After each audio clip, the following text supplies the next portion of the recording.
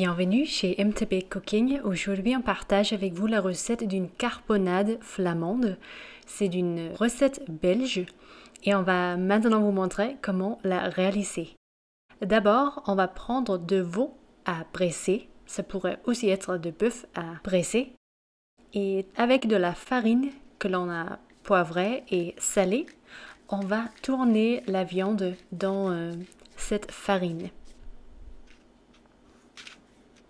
On a coupé la viande en cubes et il faut que les cubes ne soient pas trop petits parce qu'on aime bien qu'il y a de la texture de viande dans ce plat.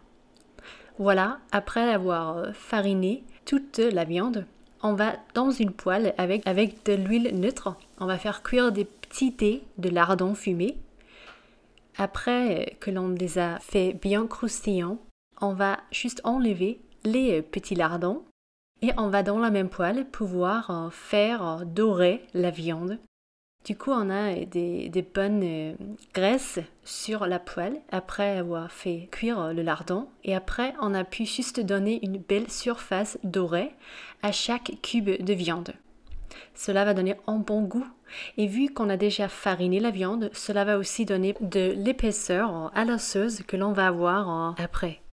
Ici, on met la viande dans une cocotte en argile que l'on va utiliser pour faire cuire le plat, mais vous pourriez sûrement utiliser une cocotte en fonte, par exemple. Dans la poêle, on a maintenant mis un petit peu d'huile neutre et on va juste faire frire ces oignons qu'on a coupés grossièrement, ainsi que des carottes coupées en rondelles. On va donner quelques minutes à tout ça. Surtout, les oignons doivent bien dorer et devenir doux et donner du bon goût. On ajoute de l'ail écrasé qui va donner un très bon goût à ce plat. Et essayez juste de faire frire un petit peu l'ail pour que les goûts puissent s'évoluer. Et après, on a ajouté un bouillon. Ça, c'est pour avoir un peu de sauce dans la poêle maintenant. Mais on va en fait plus tard ajouter aussi de la bière à ce plat. On ajoute de la moutarde de Dijon à la poêle. Cela va donner un goût extraordinaire.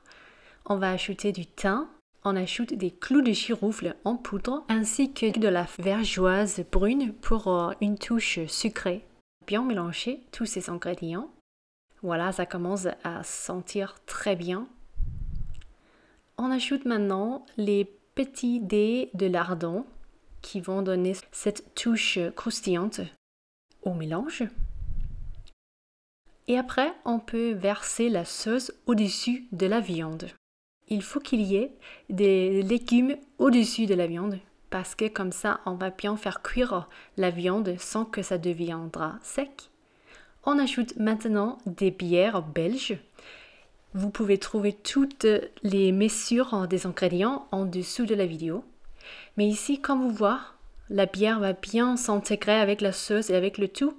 Et comme ça, on va presser la viande et le tout dans de la bière belge. On a ajouté aussi quelques lauriers.